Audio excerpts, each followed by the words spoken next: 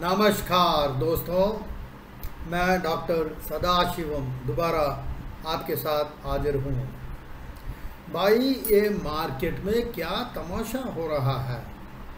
आज देखा मार्केट कैसे नीचे गिरा और कल आप देखेंगे ऐसा दौड़ रहा था बिल्कुल 16,478 तक पहुँच गए और लोग सोच रहे थे कि 16,500 क्रॉस कर देगा और जो पास्ट सेवल्स जो इस साल के शुरू में जो देखे थे 18,300 तक पहुंच जाएगा। मगर भाई एक ही दिन में ऐसा क्या हो गया कि आज मार्केट बिल्कुल 16,200 तक नीचे आ गए।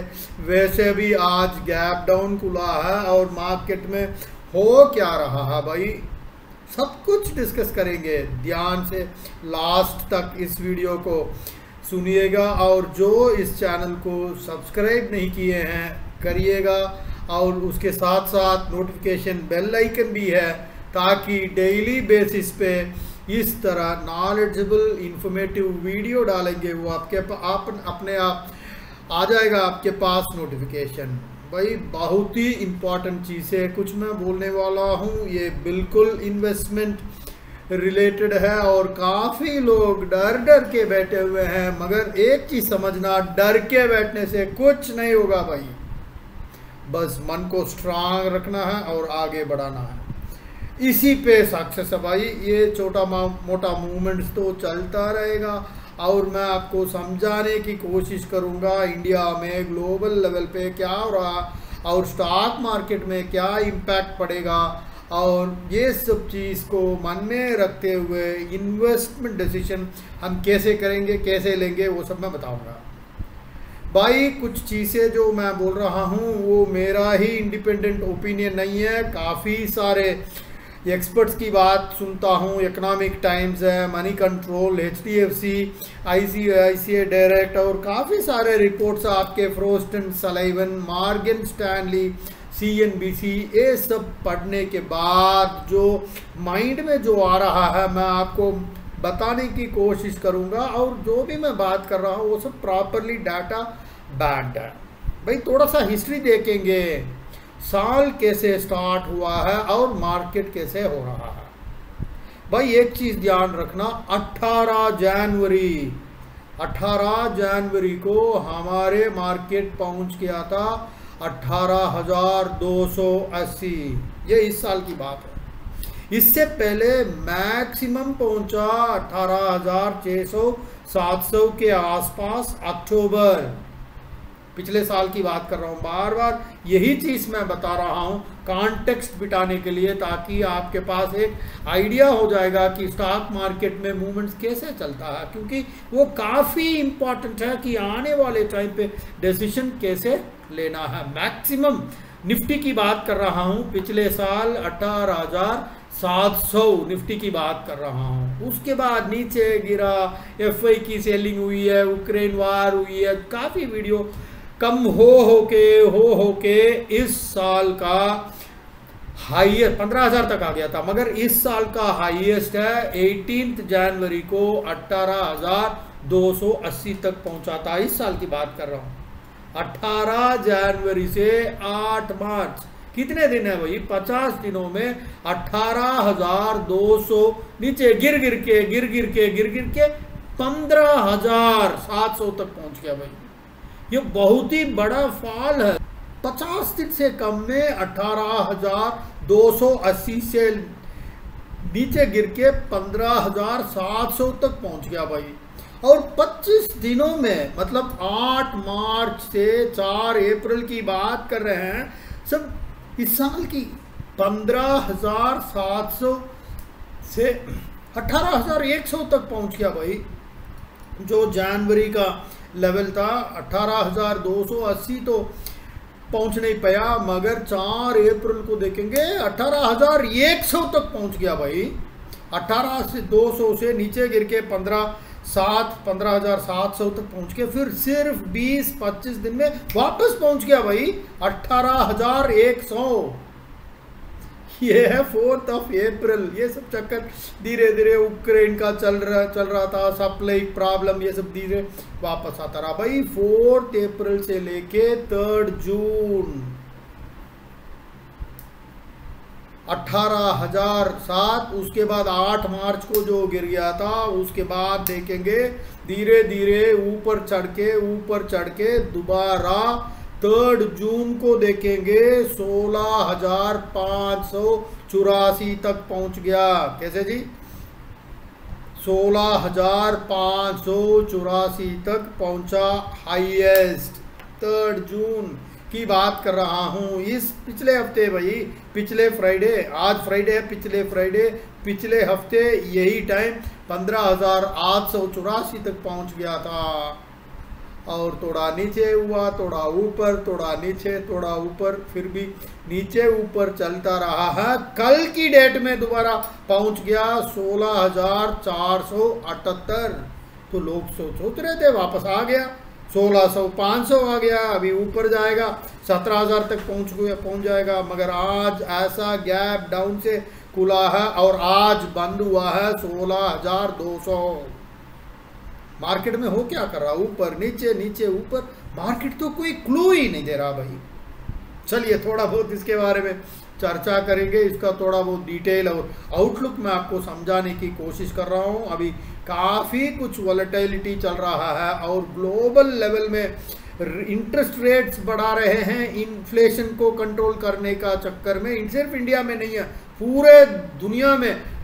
2 दिन पहले गवर्नर साहब, आरबीआई गवर्नर आके 50 पॉइंट्स और बढ़ा दिए। आज की डेट में 4.9% रिफेट हो गया है। सब कुछ इन्फ्लेशन कंट्रोल करने में लगे हुए हैं और सभी central banks of the world है अपने अपने ग्रोथ फोरकास्ट को कम कर चुके हैं, क्योंकि ऐसे स्थिति पे लोग ये सोचते हैं कि ऐसा हो रहा है तो कोई बंद कमरे में नहीं हो रहा, ये टीवी में आ रहा है, पेपर में आ रहा है। तो इसका मतलब ये है, ये सब फैक्टर्स प्राइस में ऑलरेडी फैक्टर हो चुका भाई, प्राइस में फैक्टर हो चुका है। मगर ये वॉलेटिलिटी किस बात की है, क्योंकि काफ़ी लोगों को कुछ समझ में ही नहीं आएगा। फियर इंडेक्स कहते हैं, विक्स जो इंडिया में कहते हैं वॉलेटिलिटी इंडेक्स। इतने सारे वॉलेटिलिटी हो रहा है, करेक्शन हो रहा है, तो आने वाले 5 महीने 6 महीने में क्या होगा भाई? बड़े बड़े एक्सपर्ट्स का ये कहना है कि अगले 6 महीने जैसे अभी चल रहा है ऐसे ही चलता रहेगा, कभी ऊपर कभी नीचे कभी ऊपर। मगर ये नहीं है कि हम चुपचाप बैठ जाएं और बिल्कुल एक तरह का कैसे कहें चिंता में बैठ जाए भाई, ऐसा नहीं है। कुछ काफ़ी पॉजिटिव चीज़ें हो रहा है, कुछ ऐसे फैक्टर्स है बहुत बढ़िया हो रहा, देश में काफ़ी बढ़िया हो रहा है भाई। हर चीज़ में एक इन्वेस्टमेंट साइकिल है और वो इन्वेस्टमेंट साइकिल बढ़िया तरीके से आ चुका है, बढ़िया हो रहा है, ग्रोथ प्रॉस्पेक्ट्स है। आप सबको पता है कि कुछ टाइम से ही ये वैल्यूएशन, स्टॉक मार्केट की बात कर रहा हूँ, बहुत ही ज़्यादा हो गया भाई। पीई लोग इतना ले के ज़रूरत से ज़्यादा पैसा दे के खरीदते रहे, तो कुछ करेक्शन तो होना ही था भाई। जो आज की डेट में जिस दिशा से हम चल रहे हैं वो एक प्रोसेस ऑफ एडजस्टमेंट है और ये टाइम ऐसे ही, कुछ टाइम ऐसे ही चलता रहेगा। एक और चीज़ ध्यान रखिए भाई, ये FY23 का जो अर्निंग एक्सपेक्टेशंस है वो अप्रॉक्सीमेटली 865 निफ्टी की बात कर रहा हूँ, शायद ये मोतीलाल ओसवाल की रिपोर्ट में पढ़ा हूँ, एग्जैक्टली याद नहीं है, बस वही होगा। वो है 18% ग्रोथ है। मैं निफ्टी की बात कर रहा हूँ, मगर उन्होंने फोरकास्ट को डाउन करके 12% कर चुके हैं। ये एक तरह का डाउनग्रेड एनालिसिस है। और उसके ऊपर आप देखेंगे कि अगले साल फाइनेंशियल ईयर 24 उन्होंने 1000 पॉइंट्स का जो उन्होंने फोरकास्ट किए हैं उसको भी थोड़ा डाउनग्रेड करने वाले हैं, क्योंकि ग्रोथ प्रॉस्पेक्ट इतना बढ़िया नहीं है, थोड़ा बहुत कम होगा ही। सो कुछ टाइम तक पूरी 2022 में तो सिर्फ कंसोलिडेशन ही चलता रहेगा और ये वॉलेटिलिटी रहेगा ही रहेगा और आपके इंटरेस्ट रेट धीरे धीरे बढ़ता रहेगा। इंडिया में तो बढ़ा ही दिया है, यूएस में भी बढ़ा रहेंगे, सभी कंट्रीज में बढ़ाते रहेंगे, तो कुछ पैसे इक्विटी मार्केट से बाहर तो जाएगा ही जाएगा और उसका इफेक्ट स्टॉक मार्केट में तो पड़ेगा ही पड़ेगा। मगर उसके बाद एक तरह का बेस फॉर्मेशन हो जाएगा, मतलब कंसोलिडेशन होने के बाद ग्रोथ का बहुत बढ़िया चांस है और वो चलता रहेगा भाई। एक और चीज करना है, यूएस मार्केट तो हाई है मगर कुछ इमर्जिंग मार्केट्स है, मतलब इमर्जिंग मार्केट है ना, ब्राजील, चिली, ये सब जो भी इंडिया में हो रहा है वही चीज इमर्जिंग मार्केट में भी हो रहा है। और आप इमर्जिंग मार्केट्स के स्टॉक मार्केट देखेंगे, इंडिया में जैसे चल रहा ऐसे ही वहां भी चलता रहेगा। जैसे वहां थोड़ा सा चढ़ गया हम भी चढ़ जाएंगे, थोड़ा सा हमारा कम हुआ वो भी कम होगा। मगर कुछ टाइम से ही एनालिस्ट ये कह रहे हैं कि इंडिया मार्केट इतना स्ट्रांग हो चुका है कि उसको फॉलो नहीं कर रहा। इंडियन मार्केट इतना इंपॉर्टेंट वर्ल्ड इकोनॉमी में हो चुका है, वो किसी के साथ जाने की जरूरत ही नहीं है, अपने आप ही इतना स्ट्रांग एंड रेसिलिएंट इकोनॉमी हो गया भाई। आप देखो foreign institutional investors 3 lakh crore से बाहर ऊपर पैसा लेके भाग गए हैं 6-7 महीने में। उसके अलावा भी इन स्पाइट ऑफ दैट बाकी जैसे इमर्जिंग मार्केट्स में शेयर जितना गिरा उतना हमने नहीं गिरा, मैक्सिमम 10-12% है, 15% होगा। बाकी इमर्जिंग मार्केट तो 50% तक नीचे गिर गया भाई, क्योंकि इंडियन इकोनॉमी काफी रेसिलिएंट एंड स्ट्रांग हो चुका है भाई कुछ टाइम से ही 2014 के बाद। तो अभी यूएस में सब लोग ये कह रहे हैं, डरा रहे हैं, यूएस में इन्फ्लेशन हो रहा, स्टैगफ्लेशन हो रहा है, हर चीज हो रहा, बिल्कुल सही बात ये सब, क्योंकि यूएस में रिसेशन अगर होता है उसका इफेक्ट हर जगह पे इफेक्ट होगा। और इंटरनल टू यूएस में भी वहां कास्ट कटिंग होगा, आईटी कंपनी स्पेंड नहीं करेंगे, उसका इम्पैक्ट इंडिया में पड़ेगा ही, ये स्पेशली आईटी कंपनी जैसे आपके टीसीएस, इन्फोसिस, टेक महिंद्रा, एम्फोसिस।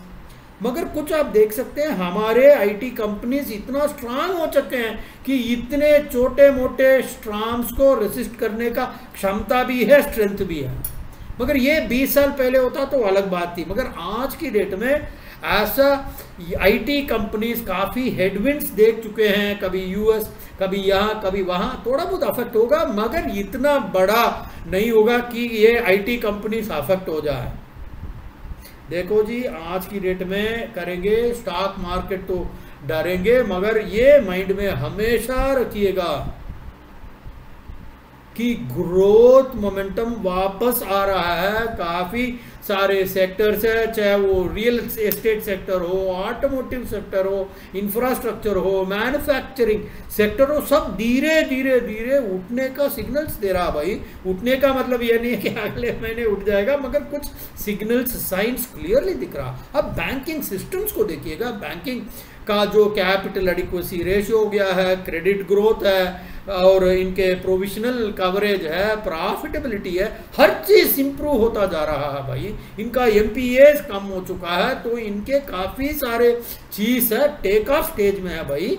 इतने दिन तो हमने पूरा पेन सहन लिया है और थोड़ा बहुत 2 महीने 3 महीने कंसोलिडेशन फेज चल रहा है, मगर ग्रोथ प्रॉफिट बहुत ही बढ़िया है भाई। एक चीज ये भी ध्यान रखना, कुछ टाइम से ही वैल्यूएशंस बहुत हाई हो गया था, तो थोड़ा बहुत करेक्शन की तो जरूरी था ही आज की डेट में। अच्छा है कि अभी हुआ भाई, तो इसको देख के कोई डरना नहीं है ऐसे कि वैसे हो जाएगा, ऐसा नहीं होगा। क्योंकि इंडिया का आप डेमोग्राफिक डिविडेंड देखेंगे, इंडिया का जो ग्रोथ स्टोरी देखेंगे, हर चीज बढ़िया बढ़िया चल रहा भाई।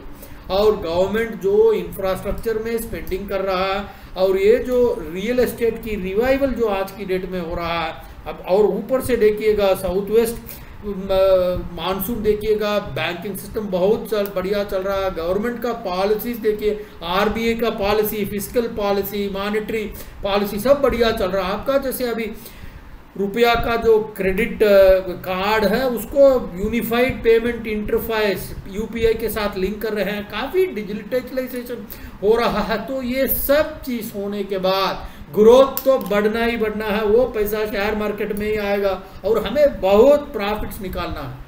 बड़े बड़े चक्कर को हमने देख लिया, कोविड देख लिया है, रशियन यूक्रेन वार देख लिया, कमोडिटी प्राइसेस का हमने देख लिया, 80 करोड़ लोगों को 5 किलो फूड ग्रेन मुफ्त में हमने दिया है।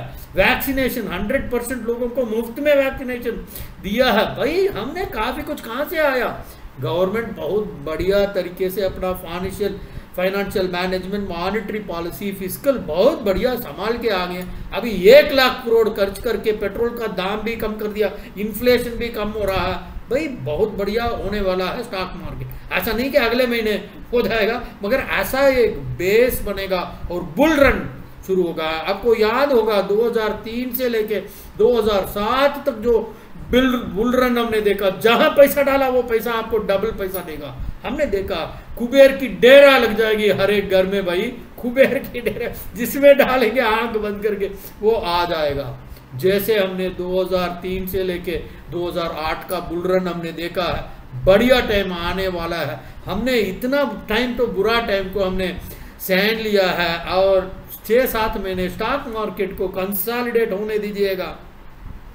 2023, 2024, 2025 ऐसा बुल रन होगा, उस बुल रन में प्रॉफिट लेने के लिए तैयार हो जाइए। And this is doctor Sadashiv signing off till we meet again, bye bye, Jai Hind.